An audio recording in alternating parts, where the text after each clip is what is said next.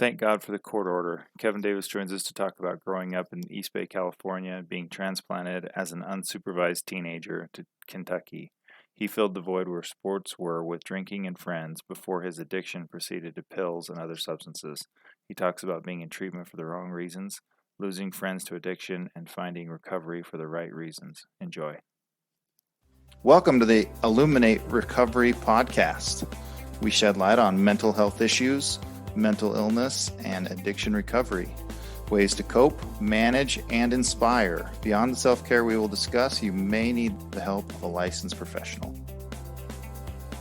My name's Kurt Nider. I'm a husband, a father, entrepreneur, a handyman, and a student of life. I avoid conflict, I deflect with humor, and I'm fascinated by the human experience. And I'm Shelley Mangum. I am a clinical mental health counselor, and my favorite role of all times is grandma.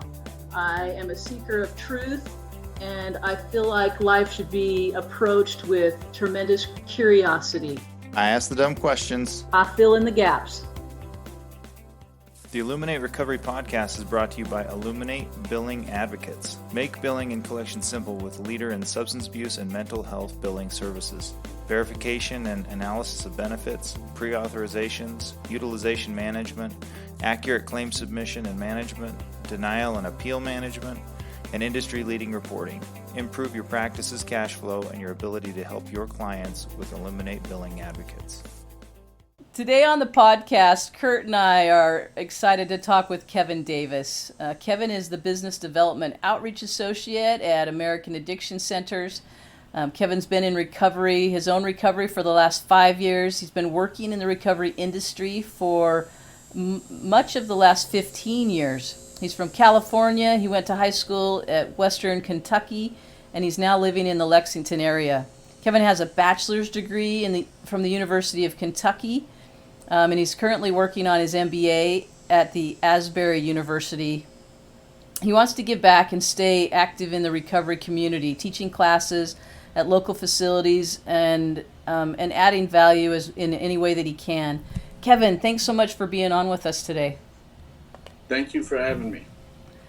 It's exciting to share stories and talk about recovery, and it sounds like you've got an amazing recovery story that maybe that's a good place to kind of start, let people get to know you a little bit and kind of talk about your history, where you come from, and kind of how that recovery story evolved over time.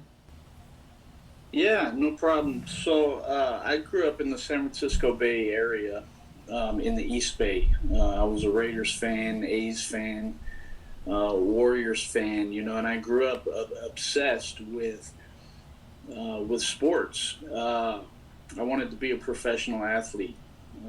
I basically lived and breathed professional sports. But as time went on and, we started going into puberty, and other guys were getting bigger, and, I wasn't as talented as I hoped.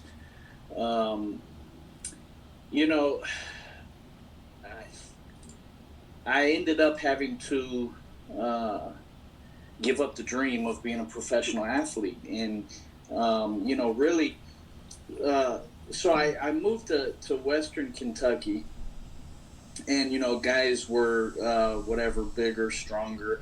And basically I just quit. I quit football, and I didn't even try to play basketball or try out for the baseball team. But rather what I started doing was, drinking beer and smoking weed on the weekends. I met some guys that were like-minded, similar situations. And, we kind of bonded and developed, like a brotherhood.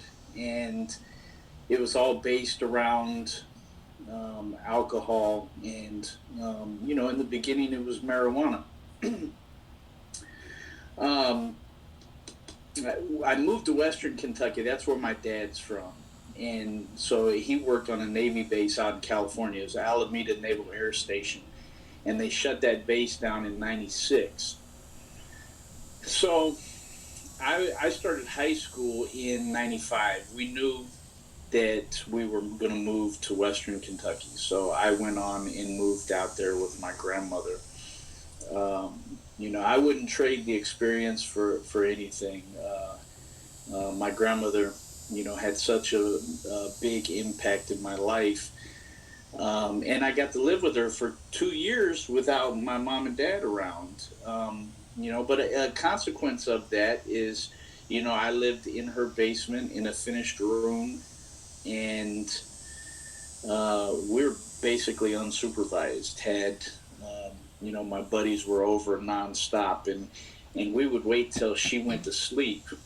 Um, on the weekends, basically, I had a cousin that was 23, and he would get us alcohol. And I remember we'd go out back and look up, and we'd wait till the light was off. And when that light was off, it was on in the basement. Um, and like I said, it started with alcohol and, smoking marijuana. Um, high school, I'm so lucky that I graduated. Um, I struggled through with a really poor attitude. Um, I didn't want to be in school. I just wanted to hang out with my buddies. But this whole, coming from California and thinking I was going to be a professional athlete, and then moving to a completely different area and going through like a culture shock, and one dream dying, and the identity crisis that came out of this. I had to kind of recreate a new identity, so I was very confused for a long time. I thought I was a thug, and me and my buddies thought, we saw ourselves as, gangsters, and which is, a silly idea, but it is what it is. I mean, we drank alcohol, we listened to rap music, we'd smoke weed, and we would sell weed, and that's how it started. Um, a couple of years down the line, it developed into some pain pills. Pain pills were, pain pills and Xanax. Um, I loved feeling different. I loved the feeling of intoxication, and the curiosity to seek out a different feeling was always there. So, if cocaine was available, I tried it. If it was methamphetamine, I tried it. But my favorite was the pain pills. Um, and later on in addiction, the powerful pain pills, the Percocet 30s, really caused a slavery in my life. For a for a couple of years, it was a hardcore slavery. The pain pill was the master. Um, I've been to treatment multiple times. Um, like I said, I went to high school. I did graduate, and it was like an amazing event that I graduated, because I struggled through high school. And I remember telling my mom, um, that I didn't care if I ever saw the inside of another classroom.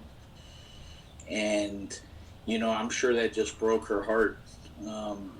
Because growing up, I was taught that if I was to be successful, or the way to success was a college education. And so I knew that. I knew if I was going to be successful, I had to get a college education. Now, that's not true for everyone. However, I knew it was true for me. At 17, I remember doing some work for a family friend that was a contractor, and he told me out there, he said, well, now's the time to decide, if you can do this kind of work, or you're going to have to go on to college. And I knew that I did not want to swing a hammer for my life, and I'm not real good at fixing things with my hands. I'm just not. Um, so anyway, uh, in my early 20s, after a couple DUIs, I had my first treatment experience, um, and I went in there kind of with uh, a weird attitude that I knew I was going to use again. The willingness to even really think about not using wasn't there. I was 22. Um, and, my best friend is a guy named Sean. um, there was a time that my mom and dad sent me back to California uh, to live with my older brother, who always lived out there. He was a successful electrician. He was supposed to guide me back into school and get my life together. Um, they didn't take into consideration that my other best friend that I grew up with out there, was a methamphetamine addict, and basically as soon as I landed, I disappeared with him, and um, then my other best friend from high school, Sean, we moved him out there, and because my friend Keith, he was my best friend growing up. Um, his family relationship was not that great, so his grandmother had him living in like this overseas shipping container on the back of her property, and that's where we moved into. And I mean, it would get so cold at night, and in the morning when it would start to warm up, it would be like dewdrops hitting you on the forehead. Um, but yes, I mean, we were basically homeless during that time. We weren't eating; we were just, smoking methamphetamine. I think I was probably awake almost all of January 2003. But anyway, Keith and Sean ended up moving to Sacramento. Sean didn't have nowhere to go. They sent me back to my brother's. My brother kicked me out, so I ended up back in Kentucky. Um, and, shortly after getting back, I committed some crimes, and I was court ordered to treatment, a long-term treatment program. This was in 2005. It was the Hope Center in Lexington, Kentucky, which is about 3.5 hours from where my mom and dad live in Calvert City. Um, and I was sitting in jail for months before I was able to uh, go to this program. And I remember, I was court ordered to long-term treatment, and I couldn't find one anywhere that had a short waiting list. I mean, treatment programs all over Kentucky were just full for 6 or 8 week waiting list. And I found a guy. He said, "Well, there's the Hope Center in Lexington. He said it's a homeless shelter, but there's a program and there's no waiting list." And when I got there, I found out why there was no waiting list. I mean, it was a hardcore homeless shelter, and you didn't need a bed because they would make you drag a mat. You'd sleep on the floor in the cafeteria. And but man, I needed that. I didn't know I needed that. Um, Cold, hard-boiled eggs with rice for breakfast on many occasions. And I remember calling my mom and saying, "Man, the food at this place, it's worse than it is at jail." Um, but like I said, I needed that. Um, it really killed off uh, my sense of entitlement, my lack of humility. When I came to terms that, I'm sleeping right next to this homeless guy that probably hasn't showered in a month, is what it smelled like throughout the whole cafeteria. Um, Here I am laying my head down, with these guys. this is where my actions have taken me.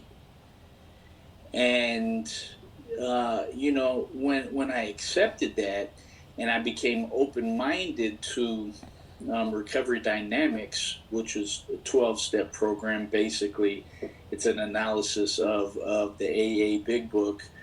But when I became open to those concepts in the spirituality, things began to shift for me. And I went to that program because there was no waiting list, number one. Number two, instead of it being a 6 to 9 month program, they said it was a 4 to 6 month program, and I held on to that 4. I'm gonna do this in 4, and I'm gonna be out. And my behavior got me locked down there, where they started. I was there for about 6 months, and I got started over. And so it took me 11 months to complete this 4 to 6 month program. But because things started to shift for me there, they another aspect of this program was that they had they called it assistant staff, and today they call them peer mentors. And so basically, you get to help out the staff, which allowed me to teach classes, which I really discovered. I can teach class way better than I could ever hit a baseball, or way better than I could ever shoot a basketball. It just flowed naturally for me, and I loved it. The high I got from it was unlike any other. And so I did this for $2 an hour for 9 months. And, that was a 20-month period. I lived on the premises, and I worked. I worked there. I discovered some things about myself and gifts that God had given me to use to help other people. My life developed purpose, and I became very passionate about it, and which I still am. This fuels me today. And during that process, I had met my daughter's mother, and after that 9-month period of doing assistant staff, they hired me. The Hope Center hired me, so I had my first serious job. I was 25 when I got there, and I had my first serious job working with emergency services. I went on to work I was a counselor with the jail program. And when I got more and more serious about school, I was going to community college. I ended up going to work for a local psych hospital, which I learned so much more. I learned, and I obtained a great foundation for, working with others and teaching, and, for later on, in my career. But when I went to work for the psych hospital, and I worked for a substance abuse program working with teenagers, I learned a lot more. I was working with, a professional group with professional therapists and things like that. So I learned so many different things than I learned at the Hope Center. That was 2005. That's kind of a quick breakdown of how I got there. I got there as a court order. Thank God for the court order. Court order will keep you in treatment. So that's how I got there. Even a court order doesn't always keep somebody in treatment. There's plenty of people that have been court ordered that leave treatment. So there's still some kudos to you for being willing to stay. And maybe you thought you didn't have an option, but I've seen plenty of people leave and go back to jail. Yeah. No, I didn't. At 25, I knew I wanted to do. I wanted to be successful, and after a couple weeks of not using, your mind starts to clear up. And so after a month or 2 months in the process, even, if you develop a willingness and you are part of the programming, if you're taking things seriously, there's no really way you should leave. Now, people do get mad when they get disciplined and things like that, and they do leave. But I knew if I didn't get this, that my life was going to be tough. And those few years out of high school, I had went to California for that short time, but I mean, in Calvert City, Kentucky, which it's a beautiful area, there was a Shell station and a Dairy Queen, and that was it. And I worked at both of them and was fired from both. And I mean, I struggled. I had no driver's license. I was stuck. And in Lexington opened up so many doors. And I mean, there was no way I was going to leave.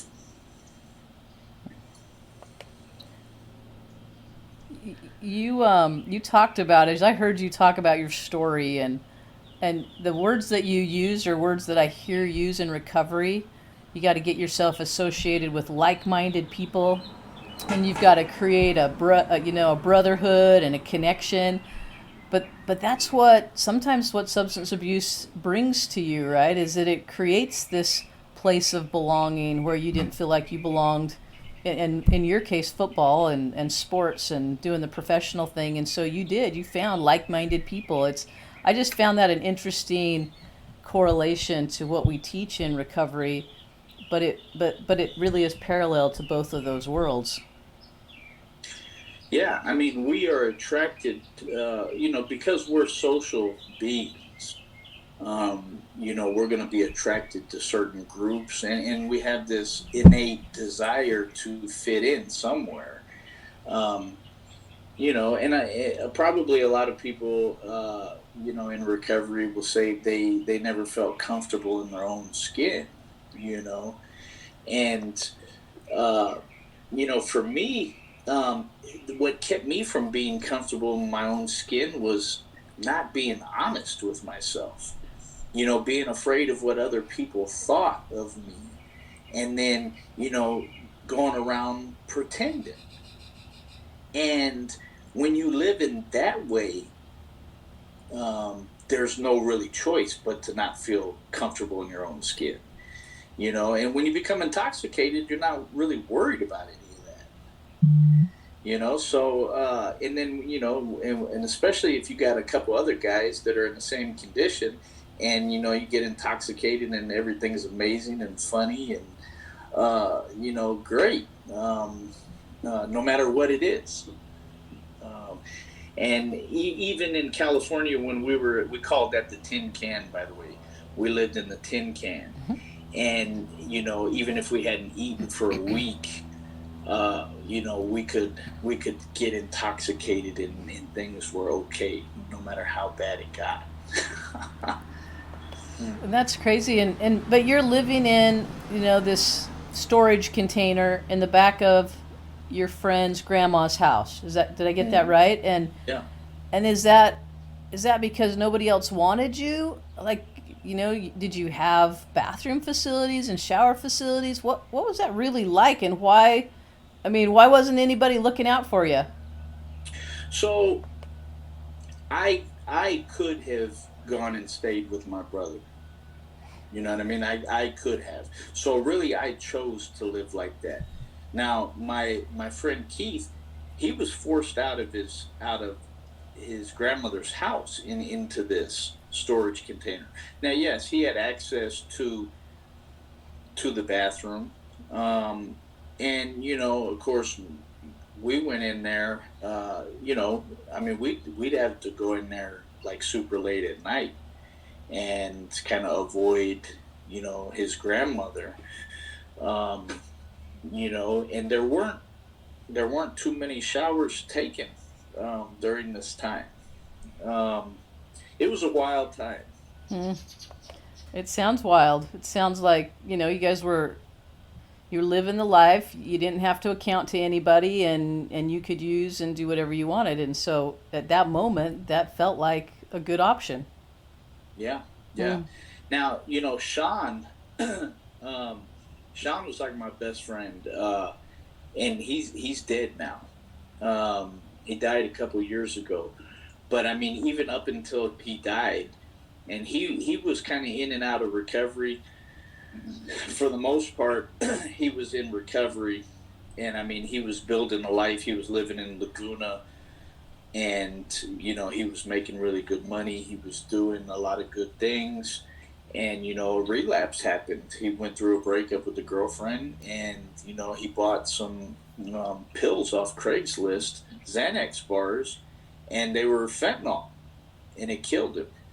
And I mean, this guy was my best friend for like 25 years. I mean, there wasn't a week that went by. I mean, I talked to him every couple of days. He knew every detail of my life, and that's been a tough deal. There's really, nobody, is ever going to be able to replace, Sean Sweeney in my life, or fill that type of void. Now, we moved him to California because he got kicked out of his dad's house. He didn't have nowhere to go. He didn't have no option. And so, the tin can was his option. And, it was Keith's option. And, so, yeah, I could have went to my brother's house and took a shower, maybe ate the food and all those things. But, I wasn't going to do that. Hmm.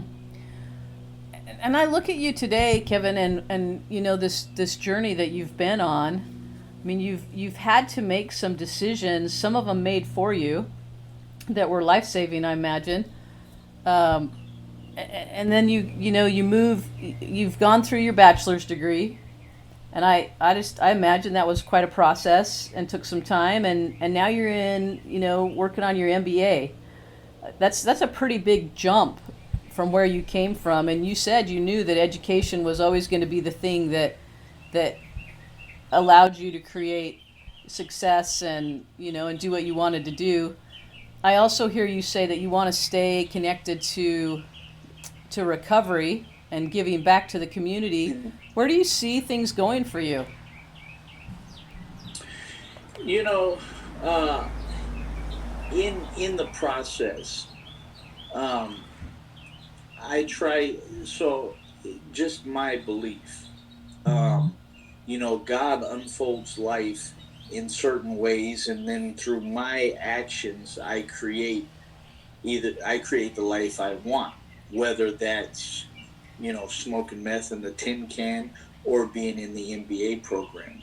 Now, to go the distance between the tin can and the MBA program, it's a lot of work.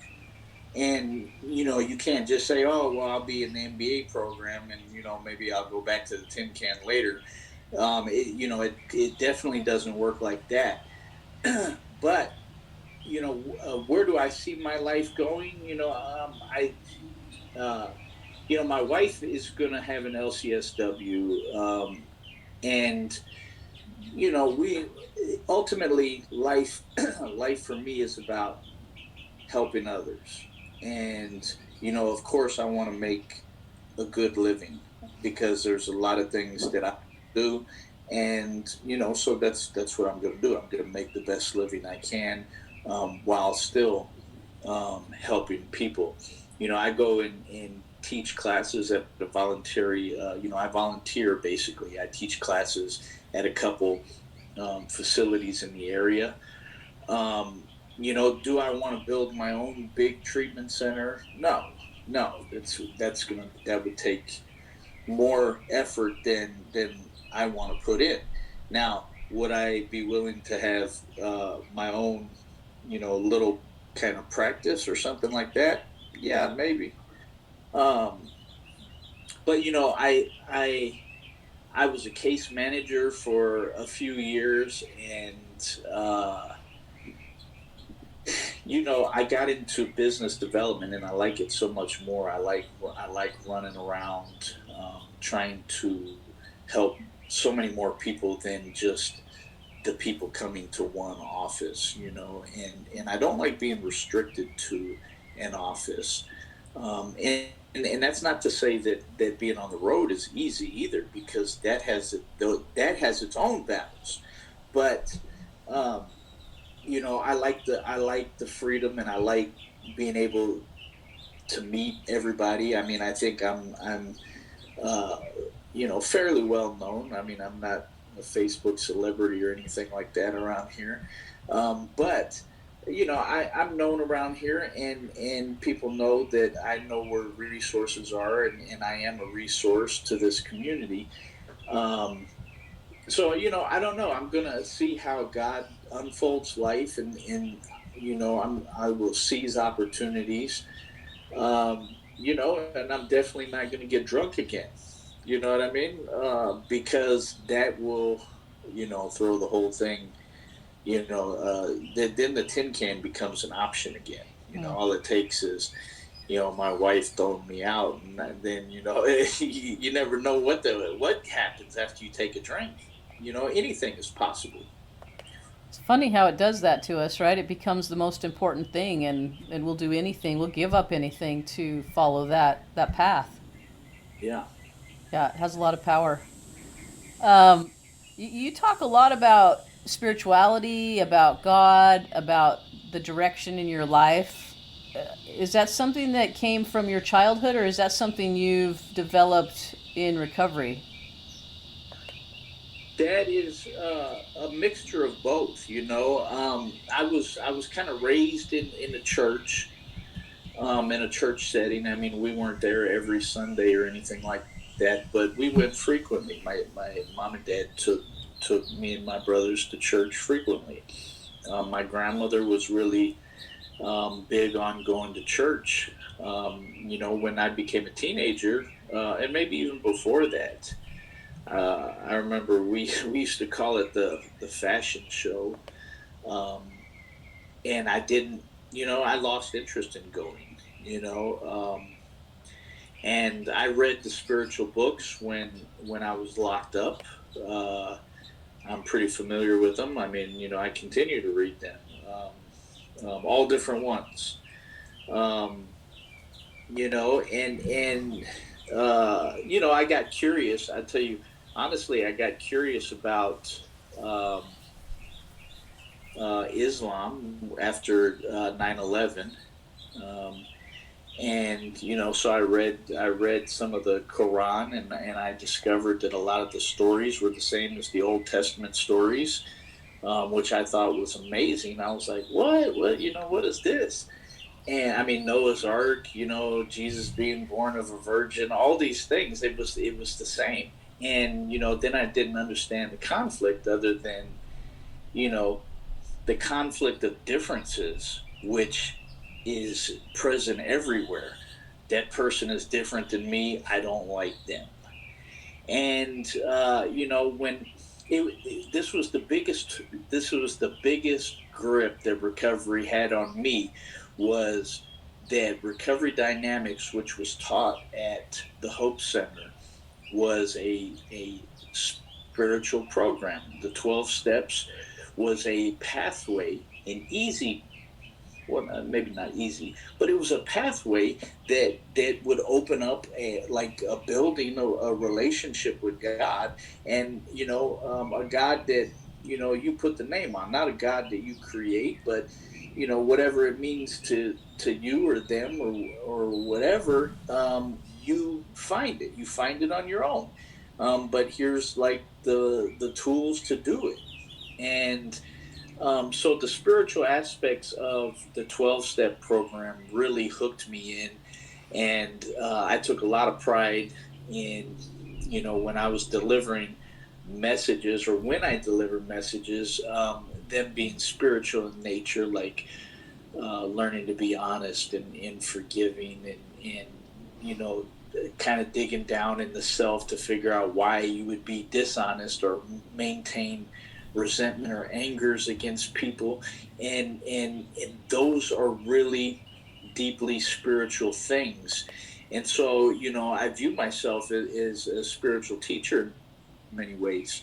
And so all of those things combined, I mean, kind of really hooked me on recovery and spirituality, and I try, I grew up around every walk of life out in the San Francisco Bay Area, and I've also been in kind of a and I more isolated type area, and I just view, I'm pretty open minded. Let me say that. Let me say it like that. Well, and it's interesting for you to say that, Kevin, because you come from a place of not being so open-minded. And I imagine you've had to work pretty hard to allow that opening to happen from, that teenager, adolescent, gangster kind of mentality to where you are today. That's a huge shift. You've come a long ways. Yeah. It's pretty remarkable. You've been connected with quite a bit of, you've been with a homeless shelter, you've gone through treatment there, you've been associated, it sounds like, with other treatment programs. You're with American Addiction Centers now. How did you end up getting connected with them, and why work with them as opposed to some of the others? Well, so when I got into business development, basically, I worked for a psych hospital for a while, which, is a great place. I still make referrals there. But, Indeed, you know what I mean? Indeed, I applied for an opening there. I kind of researched, the company. We have, amazing facilities, and it's a good company. I like being, kind of the out of town option in my area. When people want to get out of town for treatment, which is a very good thing.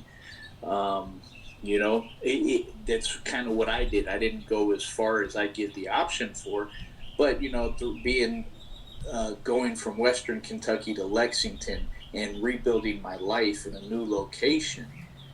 So I believe in traveling for treatment, and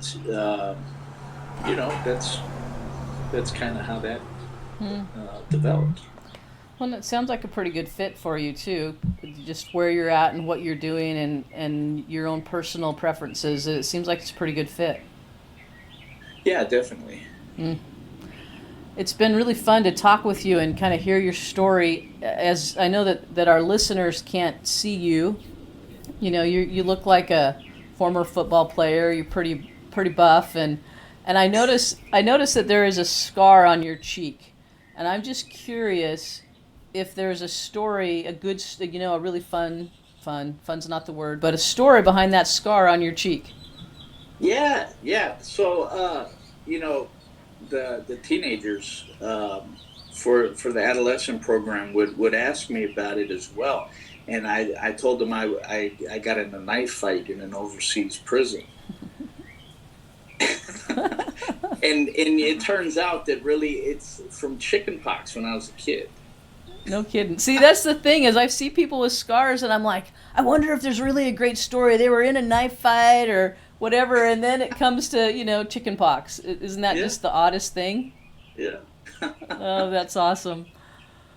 Well, this has been really fun to hear your story, and I know something we talked about kind of pre-show, pre-recording is your association and your history, your family history with the military associations and family members that are in the military. It might be really valuable because certainly appreciate those who go to war for us and that serve our country. I think even today, with more awareness around them, that we still don't give them the credit they deserve, because they really do sacrifice an awful lot. But I think it would be valuable to talk a little bit about that background and how that's influenced your life. Yeah, absolutely. And I'll throw in a quick story as well. So my dad was in the Navy during Vietnam, The aircraft carrier was the USS Hancock, and was overseas and in battle during Vietnam. Now his uncles, which are my great uncles, were part of the greatest generation of World War II, and they were all in either the Navy or Army or the Marines. There's a variety, but all of them were basically all of the men um, on both my grandfather and grandmother's side. Now during World War II, most of the men that were alive went to war. Um, so they were all veterans. Most of them are gone now. My dad is still around, but when I was a kid, that generation was kind of like the Vietnam generation is now. They're quite a bit older, and many of them dying off. Um, I've worked with veterans, for a great Lexington program. For a period of time, I've got many friends, and you're right about the respect. I mean, it takes a lot of courage, to serve. Somebody's whole life is invested. I have a cousin that was in the Marines not that long ago, and my wife, she works for the VA. But I'll mention this. In 2001, so prior to that first treatment experience I told you about, so 9/11 happens, and I'm at the community college, but I'm like in and out, and my buddies were drinking every night and all these things, and so 9/11 happens, and we get the bright idea that we're going to join. You know what I mean? We're full of national pride, and we're going to join. Now I didn't really want to, but I felt like it was the right thing to do. And so we go down and take the ASVAB test, and I barely made it through high school. My math skills are not great at all. Even today, honestly, I'd probably fail like an algebra test right now. And so I scored really low, but my buddies actually did pretty well. And but I scored really low, and so they were like signing them up. They both signed up for the Navy, and they're trying to get me to pass this ASVAB test. But we're still drinking every night, drinking like crazy. And I ended up getting 2 DUIs back to back. And so one of my buddies that went was he was with me for both DUIs, and actually I got arrested for a public intoxication, and he was the driver. The Navy got him out and actually got him off the boot camp, and but me, because I couldn't pass the ASVAB test, they were like, no, just whatever. His second DUI, the judge is wanting to give him a few months in jail, just whatever, and they and so that was kind of my way of getting out of it in a sense, but it happened on a subconscious level. It's not something that I really orchestrated. And both of them actually, Sean is, well, both of them have passed on, and but they both got kicked out for mental health reasons. Interesting. It's an interesting journey that you've got these guys that are, your best buds, grew up with them, and very different courses that those lives have taken, and what you've been able to do with yours. It's so hard to lose people that we love and care about, and especially to substance use, because it can be cured. That's a problem that can be solved, but that's a tough one. It is. But it can only be cured or solved or treated with the willingness of the individual being treated. Right. A doctor can cure an infection whether that person wants it or not with an injection or whatever. an emergency surgery, all these things. But, a recovery from addiction, which the biggest part of it for me was the smashing out of manipulation, dishonest, selfish manipulation, kind of smashing that out of my life. And it takes a lot of work for somebody to get through that, because you can be clean and still be a sneaky person, but you're not going to stay clean long. That's what people don't understand. Well, it's that difference between white knuckling it and really being in recovery, right? Having, some new skills, some new purpose, new thinking processes, and really understanding the, addiction and what it is and how it affects our lives. So it's a journey, and it takes a lot of work, like you said. So really you have to honor your journey and where you've been, and then, being able to help other people along the way, and recognizing that you can't do it for them, right? There's no way you can do it for them. But at the same time, you're on here, you're sharing your story, you're talking about the choices, and sometimes even those pivotal moments that you didn't choose that have brought you to where you're at today, and being able to give back and contribute is pretty honorable and pretty incredible. So I really appreciate you being on and sharing that with us, and some of your background and what you've been through. It would probably be really valuable too, as there may be people that want to connect with you, is to leave some contact information of how people can reach out and get a hold of you if they want to, learn more and have you help them. Yeah, absolutely. Let's see. I can be contacted on LinkedIn. Kevin Davis. My phone number, if you knew somebody or you need treatment yourself, you can reach out to me at 859-381-7906. I'm available whenever there's a need. Should I give my email address? You could, but you just gave your phone number. I think that's a pretty good way to contact someone. Yeah, absolutely. Yeah, and I love that too, because it kind of shows that you're serious about what you do, and that you really do care, because not everybody's willing to give their phone number. So I appreciate that. Yeah, no problem. It's been awesome to have you on and to kind of talk through some of your journey. I had another question I was going to ask you, but it's left me. I got one for you. You mentioned that you kind of didn't pass your way into the military, but your two friends did, who it sounds like were probably pretty healthily on their way into addiction at that point, if not, all the way there. Do you feel like that contributed to mental health? Did their addiction continue in the military? What was that? I mean, I'm sure, obviously you weren't there, but I'm sure, they kind of communicated with you about what that was like.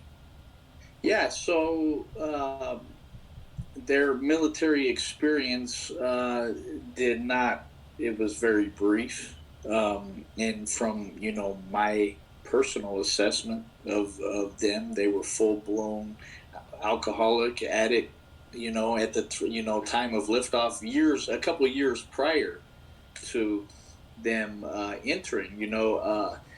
One of them scored very well on the ASVAB, and could have had any career in the service that he wanted. The other one did decent too, but I don't know, the mental health, independently of each other, not even in contact with each other, they were put out. Not even, they didn't make it a year. Just a couple months in, and they were out. So I don't know. People that are addicts, are definitely very smart, intuitive, ingenuitive. I don't think there's a screening that could have kept them out, but they probably really didn't want to do it either. But we kind of like worked ourselves up about it, and we're going in and we're doing this. And then, it started falling apart right from the get go when I didn't go. And, I mean, those are conversations that we didn't really have, and neither of them are around to have it today. Yeah. How about also, I mean, you talked about moving around quite a bit, as a teenager, but it also sounds like your parents were kind of tangentially around, or at least available for communication or whatever. Where were they, kind of through all that? I know geographically they obviously just weren't with you. Looking back, were they not around, and do you feel like that contributed to your situation? Do you feel like you were a difficult child and that made it difficult for them to kind of connect with you? Like, what was that relationship like? No, so my parents are great. We're gonna travel down and see them this evening. Matter of fact, they're still together. Um, they were great, and I was a good kid, honestly. And I'll tell you this. I'll be honest. I have a 5-year-old that wears me out, and he is a tough kid. And he does things intentionally to, I know, push my buttons. I know. Um, and I would say, I mean, I'm not a professional therapist. I will have a CADC in a few months, but as far as mental health, I mean, I know what ADHD looks like, and my son, definitely has that. But me, I did not. I was always very calm. I did what they asked me to do. Um, when I moved to Kentucky, it was based in a plan that they were coming soon after. And I mean, it took 2 years, but I was with my grandmother.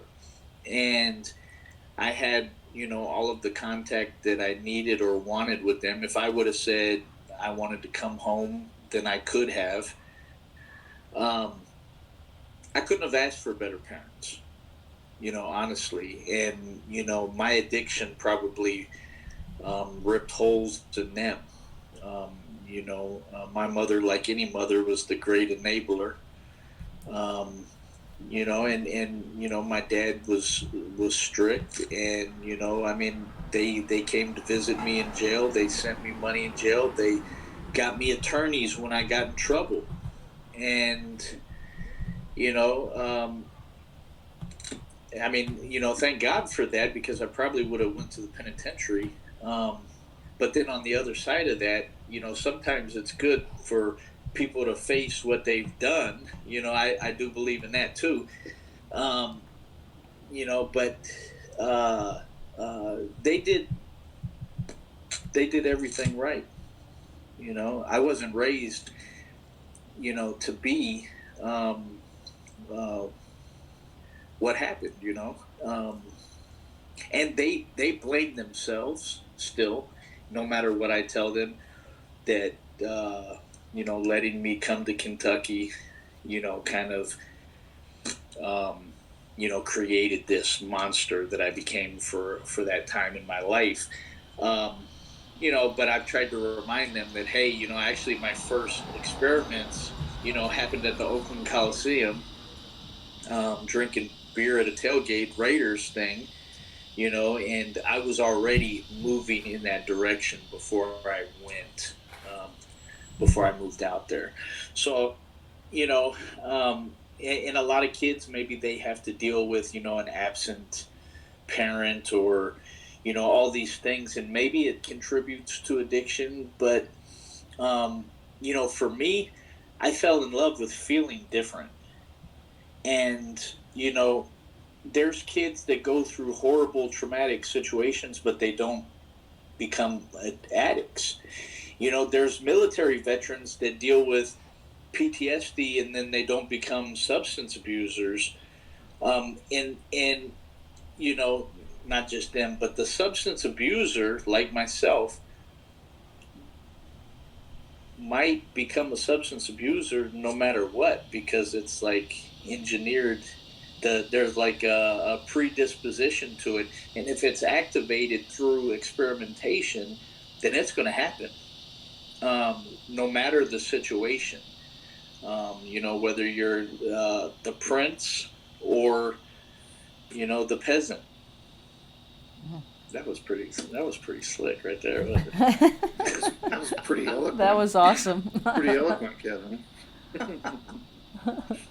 Yeah, there's certainly a lot of factors, and we know that, right? It's just it's not easy to pinpoint catalysts, and because of that, it's not easy to pinpoint treatment, right? Right. A lot of different types of treatment, and a lot of types to either cope with addiction or break free of addiction, and it's not always even definitionally, not even the same for everybody in the industry. So, yeah. Yeah, I mean, early childhood trauma and all these things, they make, I'm not going to say they don't contribute. But what we do know for sure is that working on the self, and then learning to live like in the right way, like when you do the right thing, the right things happen. It's rare that somebody does all the right things and all the wrong things are happening. Maybe to Job, but that was it. But when you do the right thing, the right things happen. And when it's hard to, inform. Well, it's not. You tell people that now they have to kind of discover that for themselves, I think. Well, and even I think that's the one thing that's uniform in all forms of treatment. Mm-hmm. Is they've got to be ready, right? We as individuals can't change without being ready and deciding. And I could see how a lot of people connect with you. I could see how, the business development works for you and you're successful at it. And I could see how, your story, but also just your personality, right? You got a great demeanor, and I could see how that works well for a lot of people who are teetering on whether or not to make that decision, and when they do, where to go, right? So kudos to you for your service and for committing to a life of helping people. I think that's awesome. Thank you so much. Thanks for being on today with us, and you've shared some really touching things and hard things about your life. I was thinking, as you said, when you do the right things happen, but people who do the right things have really hard things that happen too. You've had some hard things in your life that you've shared that, put you in really difficult situations. And when you continue in that road of doing the right thing, even in the hard times, it's better than doing the wrong thing when those hard things happen, right? It just takes a whole lot longer to get through that hard stuff, if you get caught up with addiction or, making poor choices. So bad things happen to good people too. Oh yeah. And I think everybody's good. That's not exactly a great statement, but we all have hard, but it's how we handle that hard and how we show up in life. And I think you're a great example of that. Yeah. And those were things like when the tough things happened that were, early in life or during active addiction that, you want to run from the responsibility, but when you just hang in there and you do the right thing, even though it's a tough situation, those are kind of like the defining moments. Those aren't the moments you necessarily look back on and think, yeah, that was a happy time or anything. It's just, those are like the kind of build the brick wall of character in a human being. Yeah, I agree. And that's really a lot about what the podcast is about, is helping to, helping other people who are maybe not as far along or who are, to inspire them, to give hope, to set that, that standard that it can be different, it can look different, but it's going to take a lot of work. And your story is certainly that example. Sure appreciate you being on today and just doing the work that you do. Thank you for having me. I've enjoyed this.